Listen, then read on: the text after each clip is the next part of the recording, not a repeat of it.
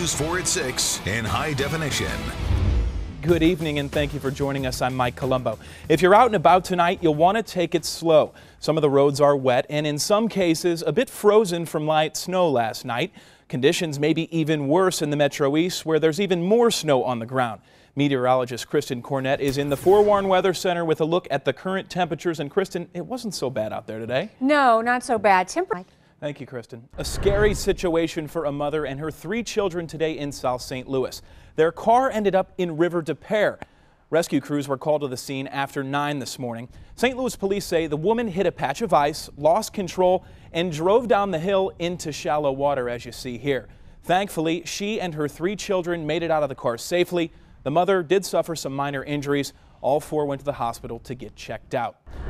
That last story might not suggest it, but the weather was nicer here today. However, now the Northeast is dealing with a winter storm. Up to 8 inches of snow expected in some parts of Massachusetts and Rhode Island by late tonight.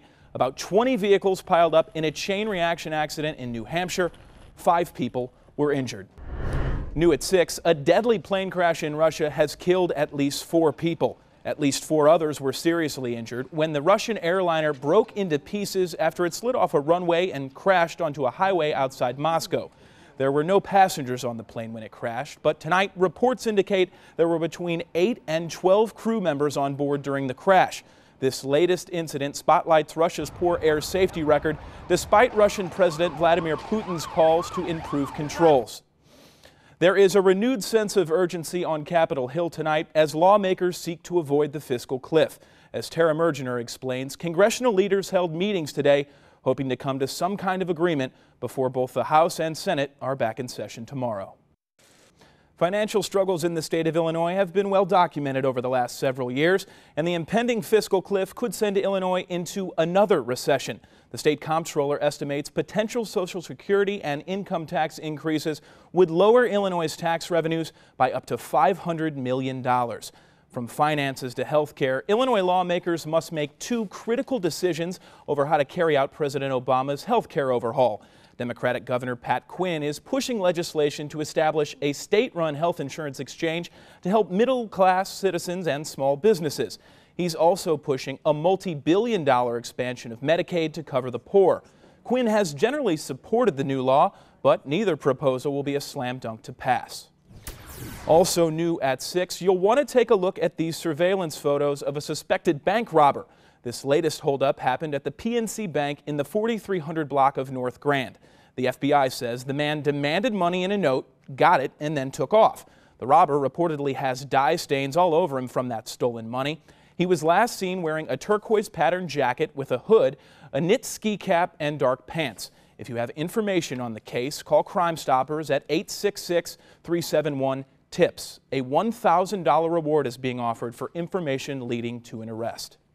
Well, 2 weeks have passed since the tragic school massacre in Newtown, Connecticut, and since then, gun control has been a hot topic in the United States. That debate serves as the backdrop for a major gun show continuing in the St. Louis area.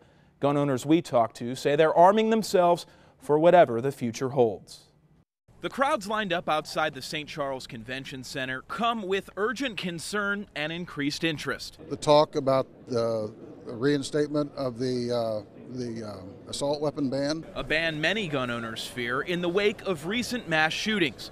We couldn't find one person who thinks such a ban is necessary or would help prevent crime. There was, however, support for background checks, and I think I would be very pro having a background check that would take even a couple of weeks. They can do all the background checks they want. If you're a straight arrow, you're going to be able to get what you need. And satisfying that need has meant a recent business boom for vendors at shows like this across the country. It seems like the attendances are up at the shows recently. Rex Curley's managed gun shows for 24 years. He says any decisions on new background checks should not come from Washington. I believe that is a states' right issue. Different states have different laws regarding that, and I believe that the people of each state should make that decision. The gun show at the St. Charles Convention Center runs through tomorrow. Now an update to breaking news we first brought you yesterday on News 4 this morning. The chief at a New Jersey police station credits his quick-thinking officers for ending a shootout. A suspect there grabbed an officer's gun and started firing. Officers quickly shot back, hitting the suspect, who later died from his wounds. 3 officers were shot. They are, however, expected to survive. Coming up, new information tonight on former President George H.W. Bush's condition, plus new details on the woman suspected of killing a man by shoving him in front of a moving New York subway train. And new technology has a new cell phone ban being considered. We'll tell you why some say it's a matter of safety.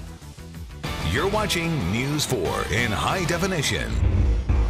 Maine's new same-sex marriage law took effect today, and with that, the state's first gay marriage ceremony early this morning. You're looking at the first 2 men married in the state. Voters in Maine approved same-sex marriage at the polls in November. 9 states and the District of Columbia have legalized same-sex marriage.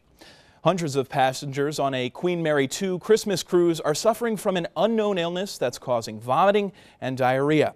Earlier this week, 189 passengers and 31 crew members came down with the symptoms, which are consistent with the norovirus. It's a highly contagious virus that is easily passed from person to person through contaminated food or water. The luxury liner recently departed on a 12-night cruise in the Caribbean. Tickets cost upwards of $4,700. Passengers aboard a Delta plane got quite the jolt. Lightning struck the plane, forcing the pilot to make an emergency landing at the Los Angeles airport. The plane landed safely. Thankfully, no one was hurt.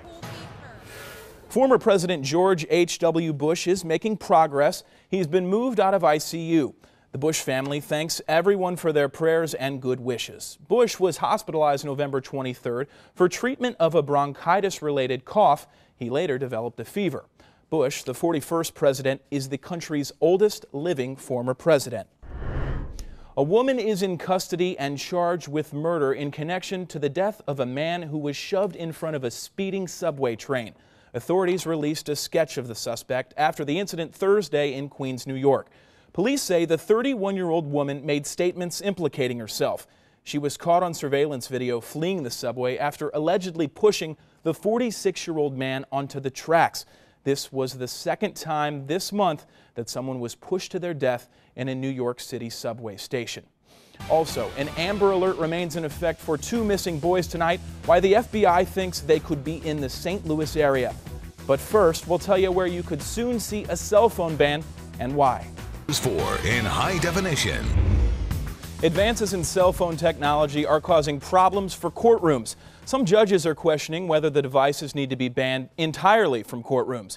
Cameras are off limits in most courtrooms, but decisions on whether to allow cell phones are generally left up to judges. One of the main concerns about courtroom photography is jurors or witnesses in criminal cases could be publicly identified, opening them up to threats or intimidation. Judges say bans in courtrooms and even entire courthouses may be the only solution. The FBI continues to look for these boys, 9-year-old Ben Cleary and his 7-year-old brother Henry. There is an Amber Alert out for them and their father Daniel Cleary. Washington, Missouri police are investigating a possible sighting in their town.